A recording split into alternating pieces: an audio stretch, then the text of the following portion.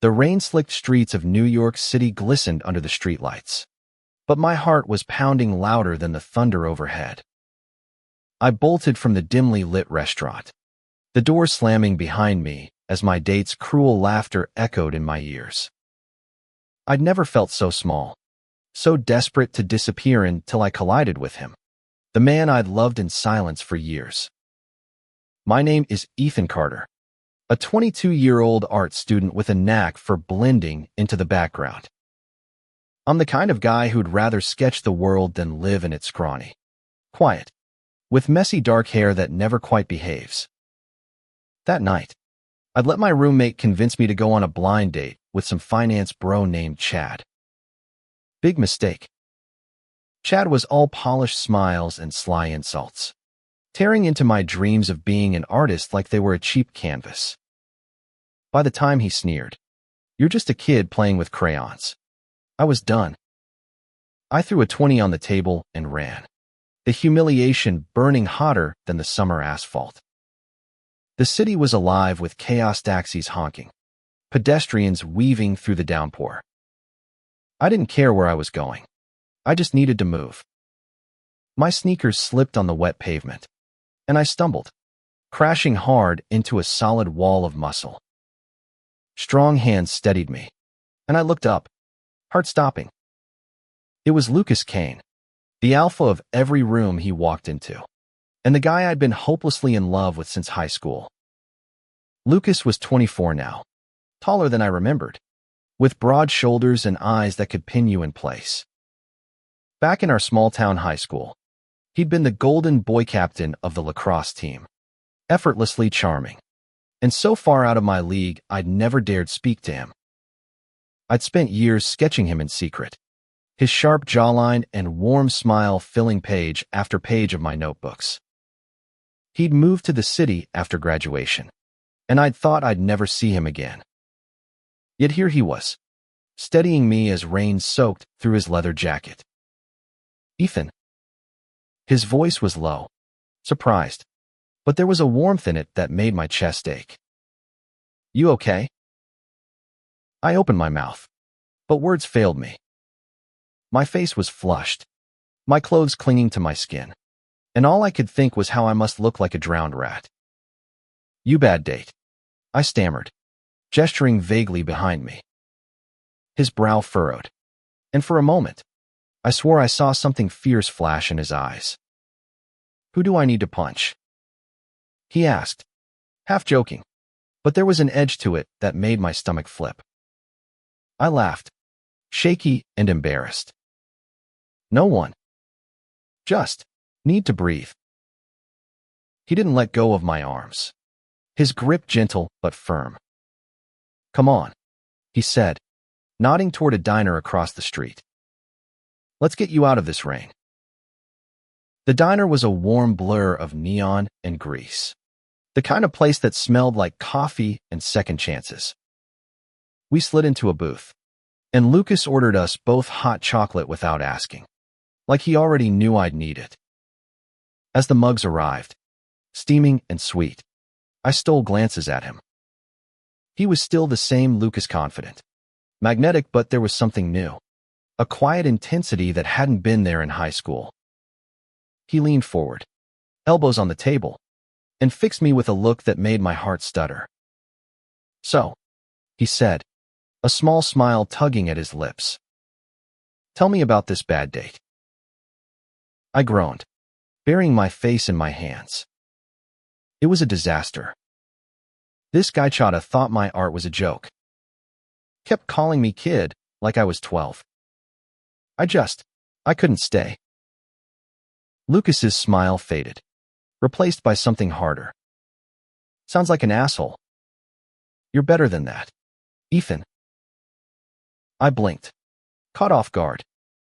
"You don't even know me anymore," I said softly, though my heart was screaming for him to contradict me. He leaned closer, his voice dropping. "I know enough. I remember you from school, always drawing, always seeing things no one else did. You were different. In a good way." My breath caught. He remembered me. The nobody who'd spent every lunch period sketching in the library. I wanted to ask a million questions, but the weight of his gaze kept me quiet. Instead, I sipped my hot chocolate, letting the warmth ground me. The conversation shifted, and we fell into an easy rhythm, like no time had passed. He told me he was working as a graphic designer now, living in a cramped apartment in Brooklyn. I told him about art school, about the pressure to make it in a city that chewed up dreamers like me. The diner emptied around us, but neither of us noticed. For the first time that night, I felt seen. Then my phone buzzed. A text from Chad. "You're pathetic. Good luck with your little drawings." My face burned as I shoved the phone into my pocket, but Lucas caught the motion. "What was that?" he asked, his tone sharp. "Nothing," I lied, but he reached across the table, his hand brushing mine. The touch sent a jolt through me, and I froze. "Ethan," he said, his voice low and steady. "You don't have to hide from me." I swallowed hard, the words spilling out before I could stop them. "It's him. Chad. He's still being a jerk." Lucas's jaw tightened, and he stood, pulling me up with him. "Come on," he said. "We're not letting that guy ruin your night." We stepped back into the rain, and I followed him, not knowing where we were going, but trusting him completely. The city blurred around us, a kaleidoscope of lights and sounds. But all I could focus on was Lucas, his steady stride, the way his hand hovered near mine, like he wanted to close the distance, but wasn't sure if he should. We ended up at a small art gallery, one of those pop-up spaces that only exist for a weekend. The walls were covered in vibrant paintings, each one raw and alive. Lucas turned to me, his eyes bright. "This is more your speed, right?" I nodded, my throat tight. It was perfect. We wandered through the gallery, our shoulders brushing as we talked about the art, about life, about everything and nothing. For a moment, I forgot about Chad, about the rain, about the years I'd spent pining for someone I thought I'd never have. But as we stepped back onto the street, the weight of reality crashed back. Lucas was still the alpha, the guy everyone wanted. And I was still just Ethan, the kid with a sketchbook and a heart too big for his own good. Could someone like him ever feel the same way I did? The gallery's warmth lingered in my chest as we stepped back into the chilly New York night. Lucas's presence beside me felt like a shield against the world, but doubt gnawed at the edges of my mind. How could someone like him, bold, magnetic, untouchable, see me as anything more than a high school memory? We walked in silence for a while, the city's pulse syncing with my racing heart. Lucas's leather jacket glistened with rain, and I couldn't stop stealing glances at him. His profile was sharp against the neon glow of a bodega sign, and I wondered what he was thinking. Did he feel this pull too? Or was I just projecting my years-long crush onto a moment of kindness? "Ethan," he said suddenly, stopping under a flickering streetlight. "Why'd you run out on that guy?" "Really?" I froze, my breath catching. The truth was too raw, too tangled in my own insecurities. He made me feel small, I admitted, staring at the pavement. Like my dreams didn't matter. Like I didn't matter. Lucas's eyes darkened, and he stepped closer, close enough that I could smell the faint cedar of his cologne. "You're not small, Ethan. You never were." His voice was fierce, like he was daring me to believe him.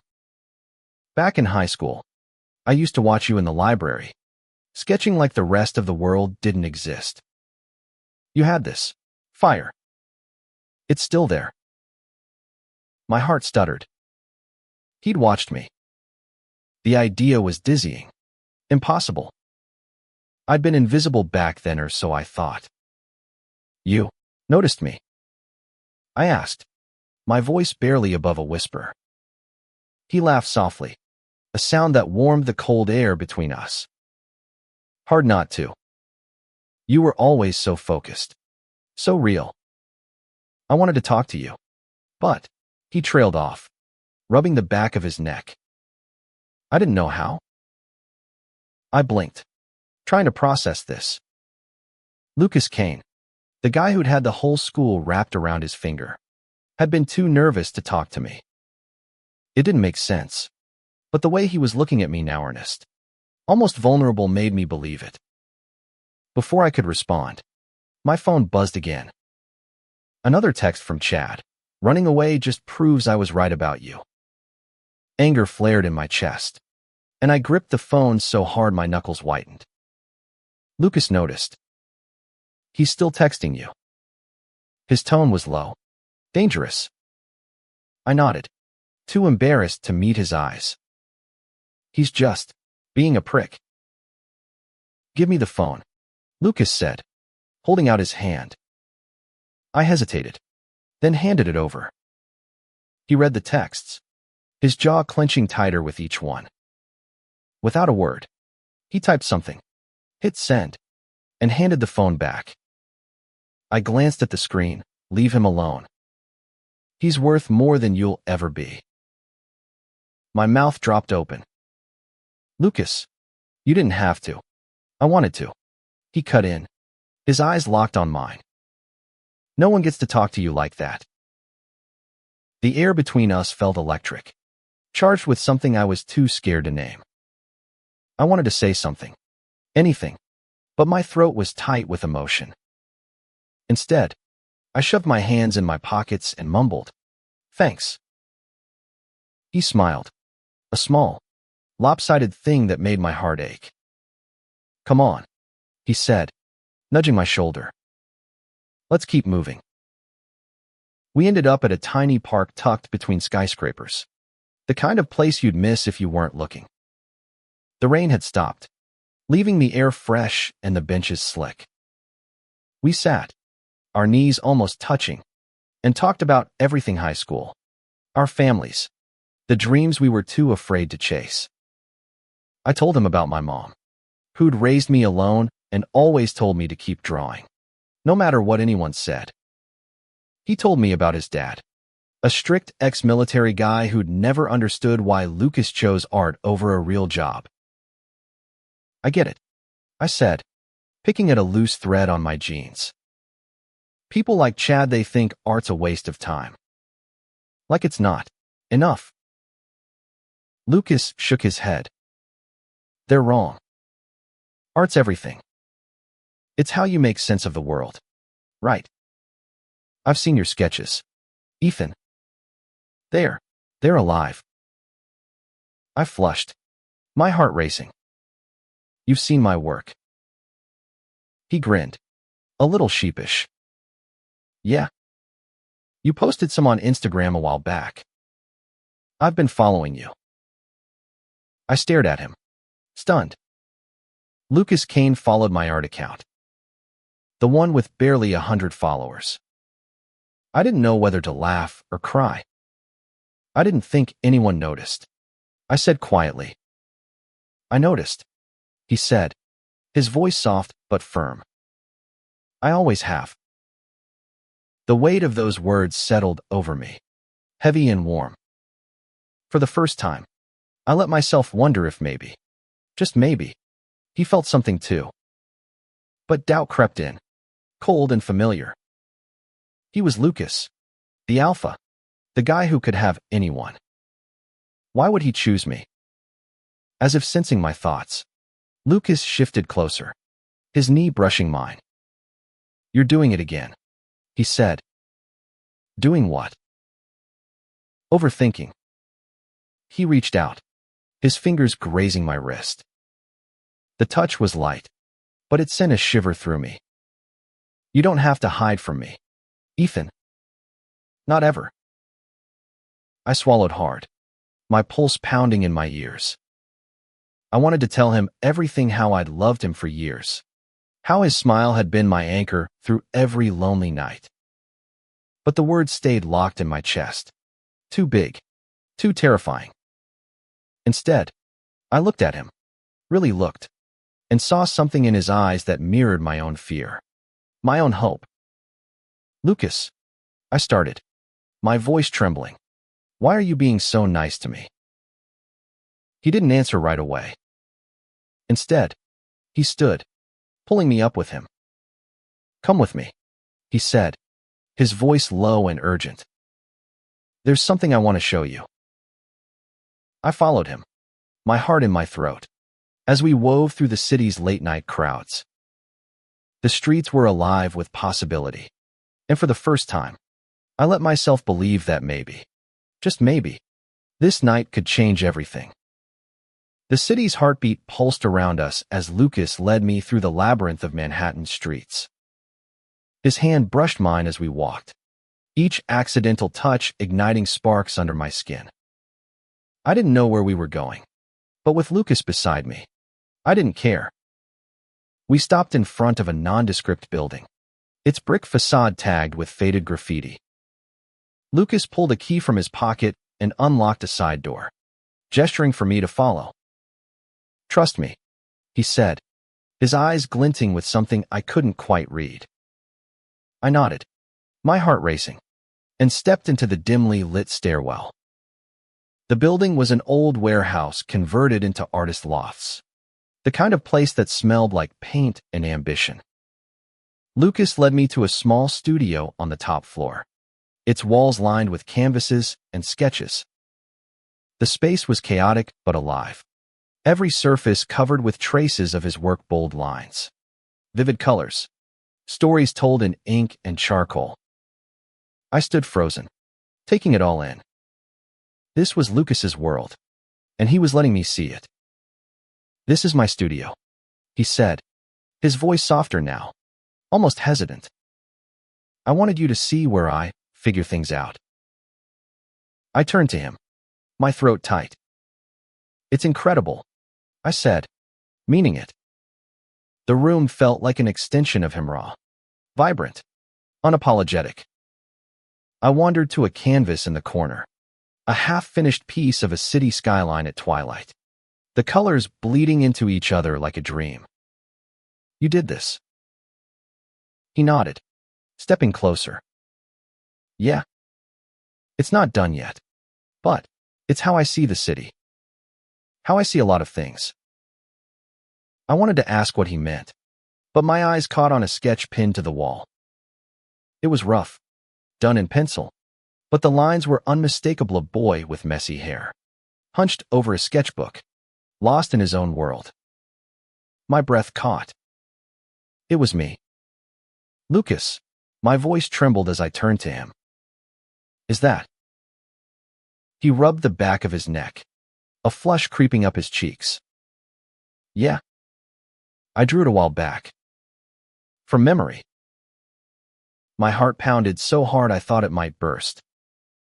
"Why?" I asked, the question slipping out before I could stop it. He stepped closer, close enough that I could feel the warmth of him. "Because you stuck with me, Ethan. Even after high school, after I moved here, I couldn't stop thinking about you. The way you saw the world, it made me want to see it that way too." I stared at him, my mind reeling. All those years I'd spent pining, thinking he was untouchable, and he'd been carrying a piece of me with him. It was too much, too big. I wanted to say something, but my voice caught, and all I could do was shake my head, overwhelmed. He reached out, his hand cupping my cheek, his thumb brushing gently against my skin. "Ethan," he said, his voice low and steady, "I'm not good at this, but I've wanted to tell you for years." My breath hitched, and I leaned into his touch, my heart screaming to close the distance between us. But before I could, my phone buzzed again, shattering the moment. I cursed under my breath and pulled it out. Another text from Chad. "You think running to some guy makes you less of a loser?" Anger flared, hot and sharp. Lucas saw my expression and gently took the phone from my hand.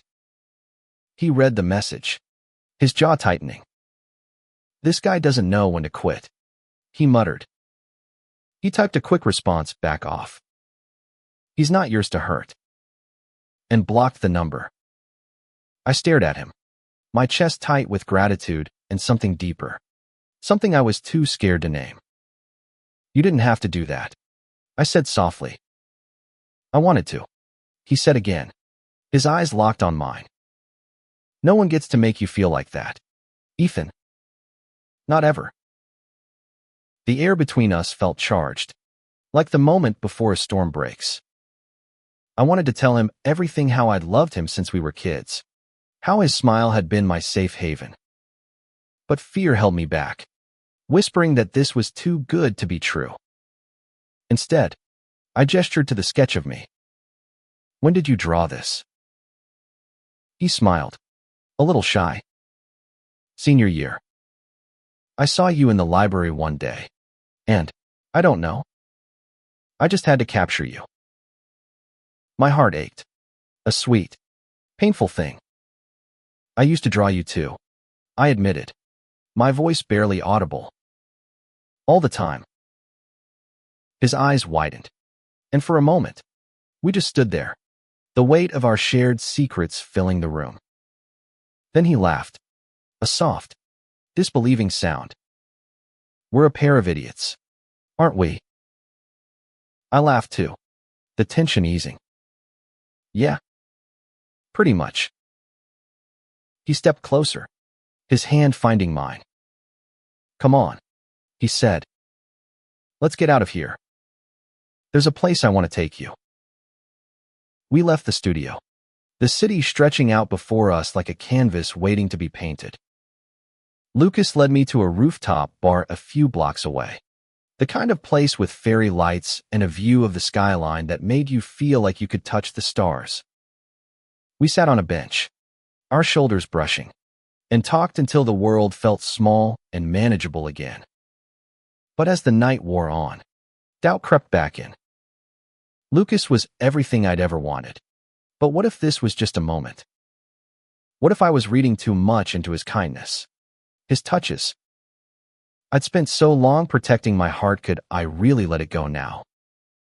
As if sensing my thoughts, Lucas turned to me, his eyes soft but intense. "Ethan," he said, his voice cutting through the noise of the city, "I don't want this night to end." My heart stopped. "Me neither," I whispered. He reached for my hand, his fingers intertwining with mine. "Then let's make sure it doesn't." The rooftop bar's fairy lights cast a soft glow over Lucas's face, making his eyes look like they held 1,000 unspoken promises. His hand was warm in mine, grounding me in a way I hadn't felt in years. But even as my heart soared, a quiet fear whispered, what if this is too good to last? We stayed on that rooftop until the bartender called last call, our conversation weaving through memories and dreams. Lucas told me about the pressure of his job, how he loved designing but hated the corporate grind.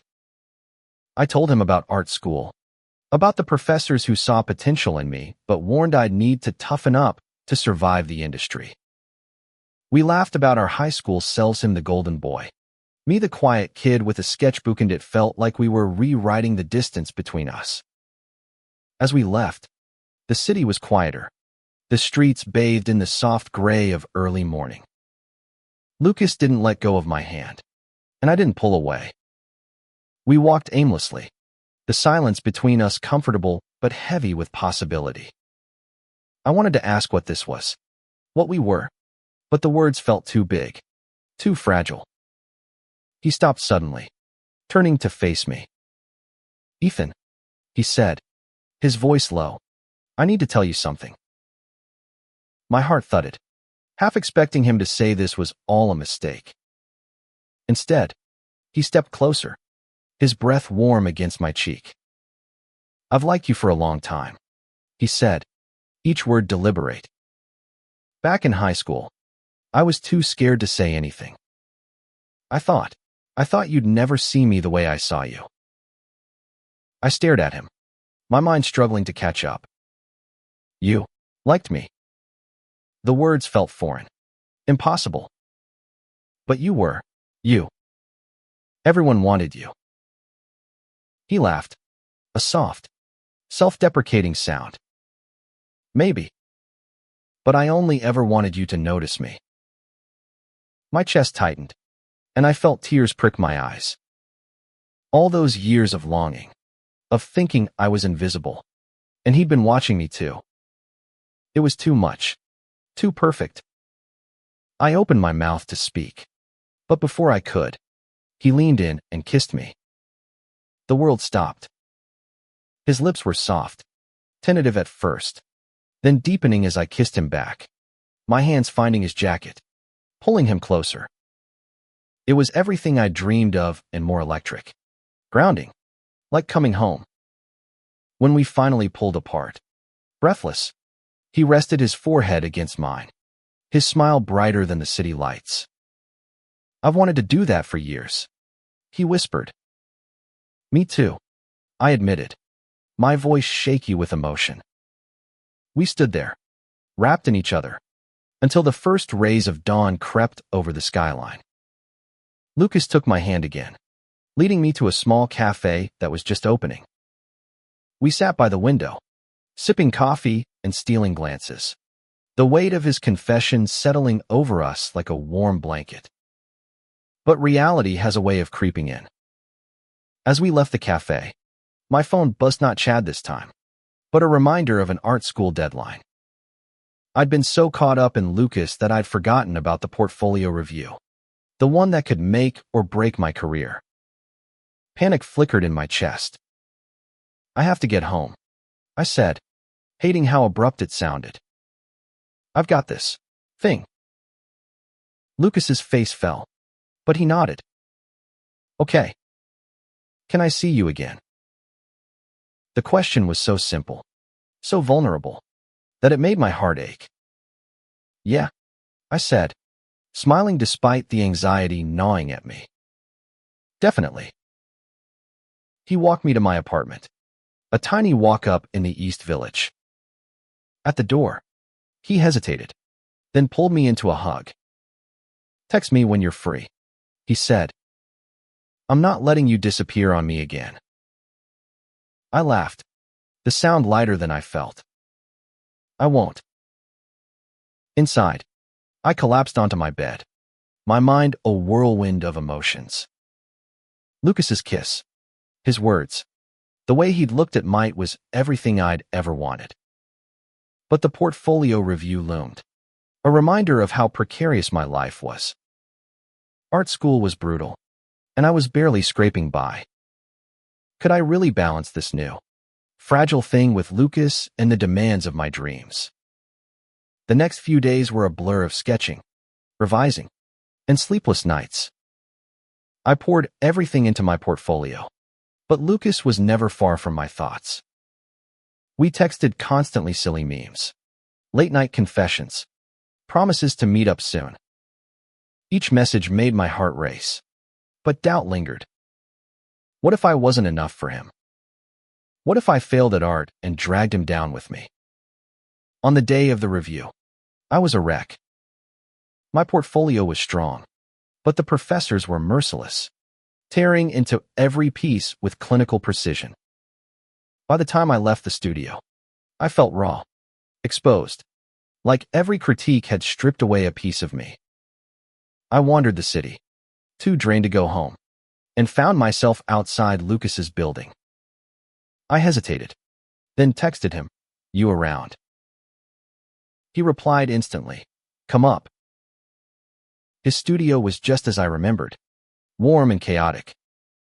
He took one look at my face and pulled me into a hug, his arms strong and steady. "Rough day?" he asked. I nodded, burying my face in his shoulder. The review. It was brutal. I don't know if I'm cut out for this.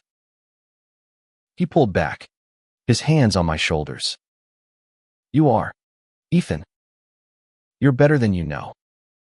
And I'm not just saying that because I'm crazy about you. I laughed, despite myself. Crazy about me? Huh? He grinned, brushing a strand of hair from my face. Yeah. Deal with it. We spent the rest of the evening in his studio, sketching side by side. It was quiet, intimate, like we were building something together. For the first time, I let myself believe that maybe, just maybe, I could have both me Art and Lucas. But as I left that night, a new text came through, not from Lucas, but from an unknown number. You think you're special now. You're still nothing. My stomach dropped. Chad had found a way to reach me again. The text from the unknown number burned in my mind as I stood outside Lucas's building, the city's hum fading to a dull roar.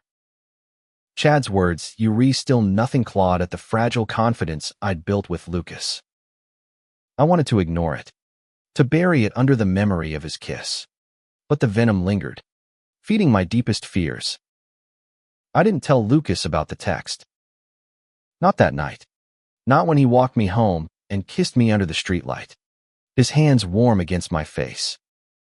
I wanted to protect this thing between us, to keep it untouched by Chad's cruelty. But as the days passed, the messages kept coming, different numbers. Same hateful tone. You'll never make it. He's too good for you. Each one was a needle, sharp and precise, pricking at my insecurities. Lucas noticed something was off.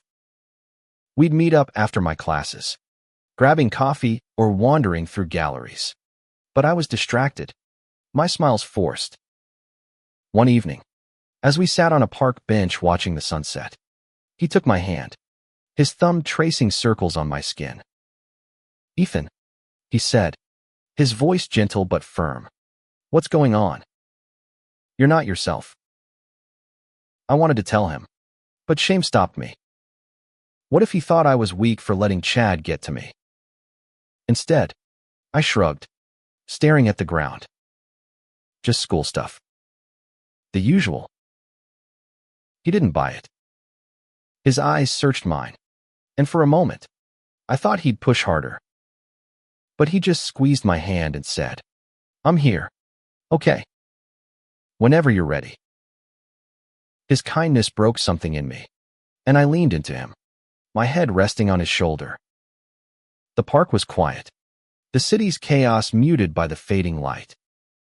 For a moment, I let myself believe I could outrun Chad's words, that Lucas's presence was enough to drown them out. But the texts didn't stop. They grew uglier, more personal, and I started to wonder if Chad was watching me.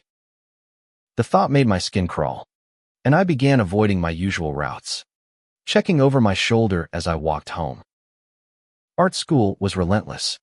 Too many professors praised my work, but pushed me harder, demanding more than I thought I could give. Between the pressure and the harassment, I was unraveling. One night, I couldn't take it anymore. I was in my apartment, staring at a blank canvas, when another text came through. "You're a fraud, Ethan. Give up." I threw my phone across the room, my chest heaving. I needed Lucas. I needed his strength, his certainty. I grabbed my jacket and headed to his studio, the city a blur of lights and noise. When he opened the door, his face lit up, but it faltered when he saw me. "Ethan, what's wrong?" The words spilled out before I could stop them about Chad. The texts, the way they'd wormed into my head. I showed him my phone, the screen filled with messages I hadn't deleted. Lucas's expression darkened as he scrolled through them, his hands tightening around the phone. "Why didn't you tell me sooner?" he asked, his voice low but laced with anger, not at me, but at Chad. "I didn't want you to think I was weak," I admitted, my voice breaking. "I thought I could handle it." He set the phone down and pulled me into his arms, his embrace fierce and protective. "You're not weak, Ethan. You're the strongest person I know." And this guy? He's nothing. He's just noise. I buried my face in his chest, tears stinging my eyes. It doesn't feel like noise, I whispered. It feels like truth. Lucas pulled back, his hands framing my face. Listen to me. You're an artist. You're brilliant. And you're mine. His voice cracked on the last word, and my heart stopped. I'm not letting some loser take that away from you. The word mine echoed in my mind, warm and grounding. I wanted to believe him, to let his certainty anchor me. But fear still lingered, a shadow I couldn't shake.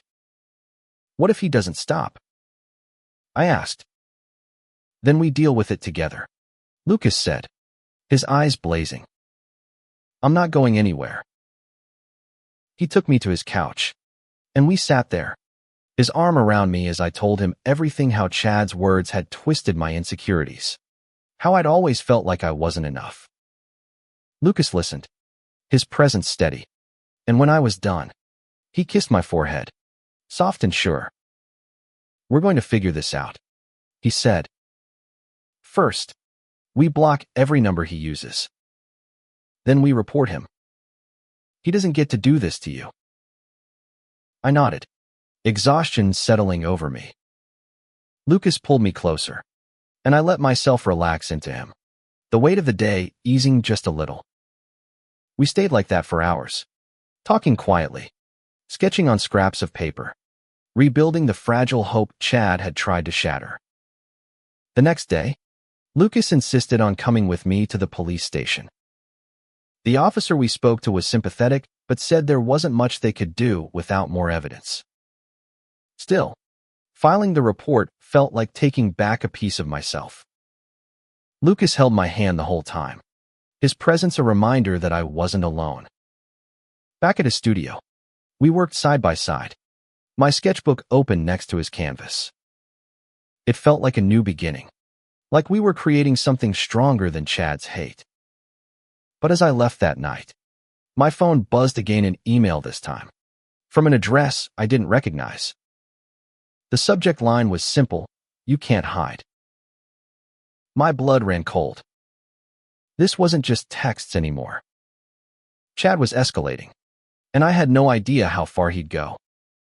The email's subject line, "You can't hide," sat like a stone in my gut as I stood outside Lucas's studio, the city's pulse mocking my racing heart. I opened it, my hand shaking. The message was short but vicious. "I know where you live, Ethan. You and your new boyfriend won't last." My knees buckled, and I gripped the wall to steady myself. This wasn't just harassment, Anna Maria, it was a threat. I didn't want to drag Lucas deeper into this, but I couldn't face it alone. I went back inside, my face pale enough that he dropped his paintbrush the second he saw me. "Ethan, what happened?" I showed him the email, my voice barely steady as I explained. His expression hardened, a mix of anger and fear. "This stops now," he said, grabbing his phone. "We're not waiting for the police to figure this out." He called a friend, a guy named Marcus who worked in cybersecurity. Marcus promised to trace the email and any other messages Chad had sent. "If this guy's dumb enough to use his own IP, I'll find him," Marcus said over speakerphone, his voice calm but confident. Lucas thanked him, then turned to me, his eyes fierce. "You're staying here tonight," he said. It wasn't a question. I nodded, too shaken to argue. Lucas's studio felt like a fortress, its walls lined with his art, a reminder of his strength. He made up a bed on the couch, insisting I take it while he slept on a pile of blankets on the floor. I protested, but he just smiled, brushing a hand through my hair. "I want you safe, Ethan. That's all that matters." Sleep didn't come easy. Every creak of the old building made me flinch, my mind replaying Chad's words. Lucas must have sensed it, because he reached up from the floor, his hand finding mine in the dark. "I've got you," he whispered, and for the first time that night, I believed it. The next morning, Marcus called back. He'd traced the email to a coffee shop in Midtown, one with public Wi-Fi. It wasn't much, but it was a start. "This guy's careful, but not careful enough," Marcus said. "Keep your eyes open. I'll dig deeper." Lucas and I spent the day holed up in his studio, trying to focus on art, but too on edge to create anything real. He suggested we go to an art supply store, a change of scenery to clear our heads. The store was a maze of colors and textures, and for a moment, I lost myself in the rows of paints and brushes. Lucas wandered off to look at charcoals, and I was alone when I felt Ida prickle on the back of my neck, like someone was watching me. I turned, scanning the aisles, but no one stood out. Still, the feeling lingered, a cold knot in my stomach. When Lucas returned, his arms full of supplies, I forced a smile, not wanting to worry him. But as we left, I glanced back and saw a figure in a hoodie slip out the door behind us. My heart sank. Was it Chad? I didn't say anything to Lucas. Not yet. I didn't want to sound paranoid. But as we walked back to his studio, I stuck close to him, my eyes darting to every shadow. That night, we cooked dinner together, boxed mac and cheese, because neither of us was a chef and the domesticity of it felt like a lifeline. We laughed, bumping shoulders as we stirred the pot, and for a moment, I could pretend the world outside didn't exist. But reality crashed back when Marcus called again. "Got him," he said, his voice grim. The email's linked to a guy named Chad Harper. He's been using burner phones and public Wi-Fi, but I found a social media account tied to his real name. He's in the city, Ethan, and he's been posting about you. Lucas's face went pale as Marcus sent us screenshots. Chad's posts were subtle but menacing. Photos of places I'd been, a diner, the gallery, even my apartment building, with captions like, "Some people don't know their place." My stomach churned. He'd been following me. "We're going to the police again," Lucas said, his voice steady despite the anger in his eyes. "This is stalking." The police station was colder than I remembered, the fluorescent lights making everything feel sterile. The officer took our statement, promising to look into Chad's social media activity. But as we left, I felt more exposed than ever. Lucas pulled me close, his arm around my shoulders. "He's not getting near you," he said. "I promise." Back at the studio, Lucas insisted I stay again. We spent the evening sketching, our pencils moving in sync, like we were telling the same story. I drew him, his sharp jawline softened by the lamplight, and he drew me, his lines capturing a confidence I didn't feel. When we showed each other our work, we laughed, the sound easing the tension in my chest. As we lay in the dark, his hand in mine, I let myself dream of a future where Theseus was real. But the fear was still there, a shadow waiting to strike. The next morning, my phone buzzed with a new message. This time a photo, me and Lucas, walking hand in hand outside the art store. The caption read, "You're both done." My hands shook as I showed Lucas. His face hardened, but his voice was calm. "We're ending this, Ethan. Together." The photo of Lucas and me, hand in hand, burned into my mind like a brand. Chad's threat, "You both done," hung over us, a storm cloud ready to break. Lucas's calm resolve was the only thing keeping me grounded, but even his strength couldn't erase the fear that Chad was closer than we thought. We sat in his studio, the photo glaring from my phone screen. Lucas's jaw was tight, his eyes scanning the image for clues. "This was yesterday," he said, his voice low. "He's following you." Ethan. Maybe both of us. I nodded, my throat too tight to speak. The idea of Chad watching us, capturing this private moment, made my skin crawl. Lucas reached for my hand, his grip firm. We're not letting him control us, he said. We're smarter than he is. Marcus called with an update. He'd tracked Chad's social media to a specific IP address, one tied to a co-working space in Midtown. He's not as clever as he thinks, Marcus said. I've got his real name, address, even his workplace. Guy's a junior analyst at some finance firm. I'm sending you everything. The information was a lifeline, but it also made Chad real in a way he hadn't been before. He wasn't just a faceless bully who was a 26-year-old with a corner office and a grudge. Lucas forwarded the details to the police, who promised to bring Chad in for questioning. But promises didn't feel like enough. We need to be careful, Lucas said, his eyes locked on mine. No more wandering the city alone.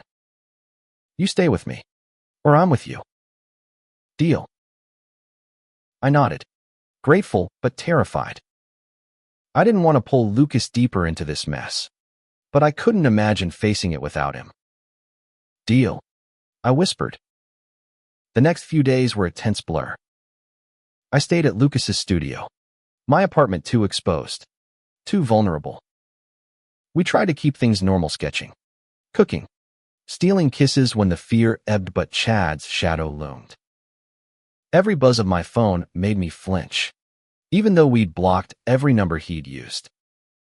Lucas was my rock, his presence steady, but I could see the strain in his eyes, the way he checked the locks twice before bed.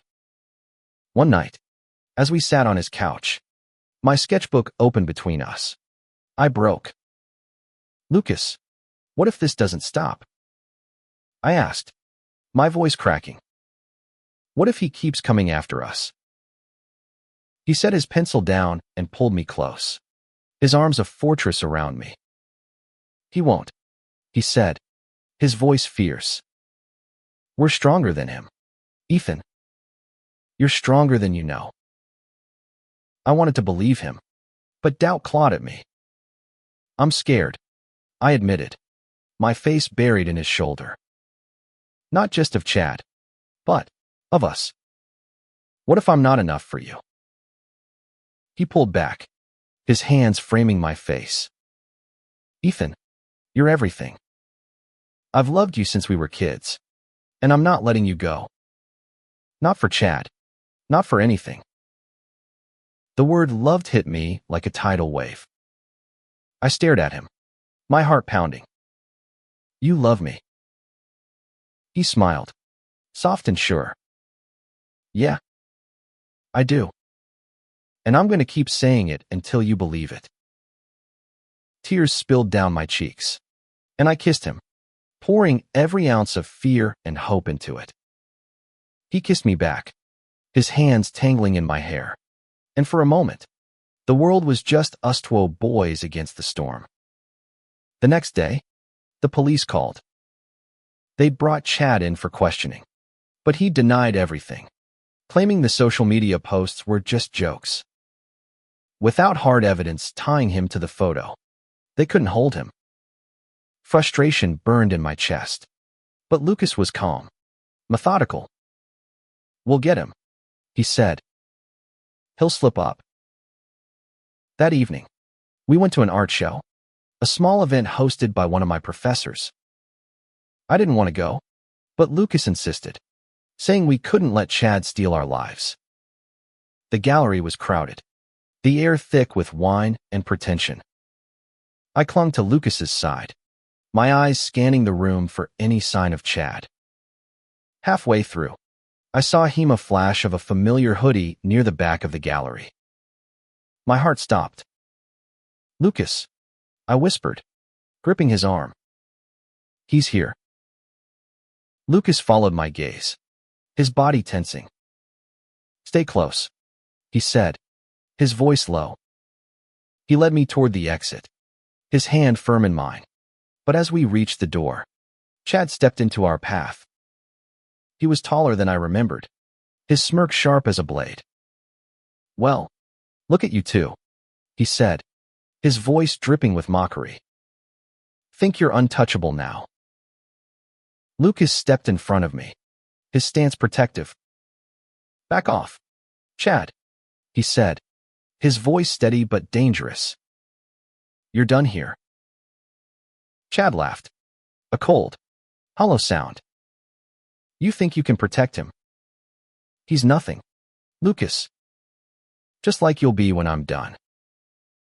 The words hit like a punch, but Lucas didn't flinch.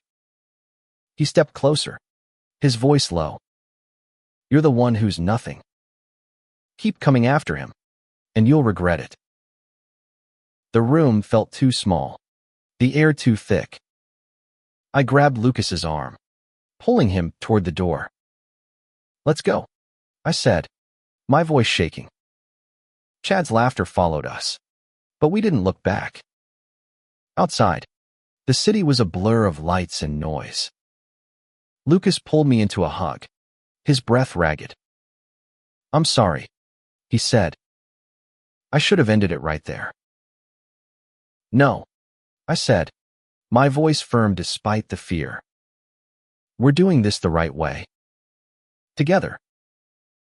He nodded, his eyes fierce with determination. Together.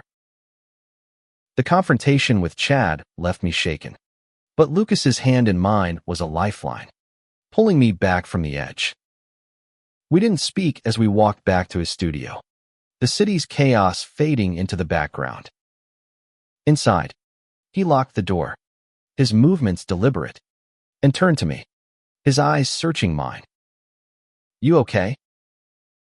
I nodded, though my heart was still racing. I didn't expect him to show up like that." Lucas pulled me into his arms, his embrace warm and steady. "He's not going to win, Ethan. We're stronger than him.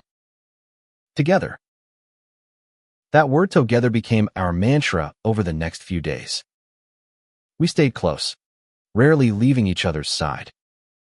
Marcus kept digging, uncovering more of Chad's digital trail burner accounts, cryptic posts, even a fake profile he'd used to follow my art page. The police were building a case, but it was slow, and Chad's presence felt like a shadow we couldn't shake. Art became our refuge. Lucas's studio was a sanctuary, its walls a canvas for our fears and hopes. We spent hours sketching, our pencils moving in tandem, creating pieces that felt like a shared language. One night, I drew a portrait of us 12 figures standing back to back, surrounded by a city that couldn't touch them. Lucas added colors, bold and defiant, turning it into something fierce and beautiful. "You're good at this," he said, his voice soft as he studied the drawing. "Not just the art, but seeing us." I blushed, my heart swelling. "You make it easy." He kissed me then, slow and deep, and I felt the weight of Chad's threats slip away, if only for a moment. But reality was never far. The next morning, Marcus called with news. Chad had been fired from his job after his firm caught wind of the harassment allegations. "He's unraveling," Marcus said. "But that makes him unpredictable. Be careful." The warning hung over us, but we refused to let it stop us. Lucas suggested we go to a pride event downtown, a celebration of art and community. "We're not hiding," he said, his eyes fierce. "This is our city, too." The event was a riot of color and music, rainbow flags waving under the summer sun. We wandered through the crowd, hand in hand, my heart lighter than it had been in weeks. For the first time, I felt like we were claiming our place, not just surviving. Lucas bought us matching bracelets from a vendor, simple leather bands with a single bead. "For us," he said, tying one around my wrist. "No matter what." But as the sun set, I felt that familiar prickle on my neck. I scanned the crowd, my pulse quickening, and there he was, Chad, standing at the edge of the festival, his eyes locked on us. Fear surged, but Lucas's hand tightened around mine. "Stay with me," he said, his voice steady. We moved through the crowd, trying to lose him, but Chad followed, his presence a dark stain on the joy around us. Lucas led me to a quieter corner, near a stage where a band was setting up. "We're not running," he said, his jaw set. "Not this time." Before I could respond, Chad appeared, his smirk gone, replaced by something raw and desperate. "You think you can just walk away?" He spat, his voice loud enough to draw eyes. "You're nothing, Ethan. And you," he turned to Lucas. "You're wasting your time." Lucas stepped forward, his body a shield between me and Chad. "You're done, Chad. The police know everything. Your job's gone. Your games are over." Chad's face twisted, and for a moment, I thought he'd lunge. But the crowd was closing in, curious and protective, and he faltered. A security guard approached, drawn by the commotion, and Chad backed off, disappearing into the sea of people. I let out a shaky breath, clinging to Lucas. "Is it over?" I asked, my voice small. He kissed my forehead, his arms tight around me. "It's over." The police arrested Chad the next day. His digital trail and eyewitness accounts from the Pride event enough to charge him with stalking and harassment. Relief washed over me, but it was Lucas's presence that made it real. We went back to his studio, collapsing onto the couch, our hands intertwined. "I'm proud of you," he said, his voice soft. "You faced him. You didn't let him win." I smiled, tears in my eyes. "I couldn't have done it without you." He shook his head. "You're stronger than you think, Ethan. You always have been." We spent the summer building a life together: art shows, late-night talks, sketches that told our story. My portfolio was accepted into a prestigious gallery show, and Lucas's designs started gaining traction. Chad's shadow faded, replaced by the light of our love. One evening, as we stood on the rooftop where it all began, Lucas pulled me close. "I love you," he said, his voice steady and sure. "And I'm never letting you go." "I love you too," I said, my heart full. The city stretched out before us, a canvas of possibility, and I knew, no matter what came next, we'd face it together.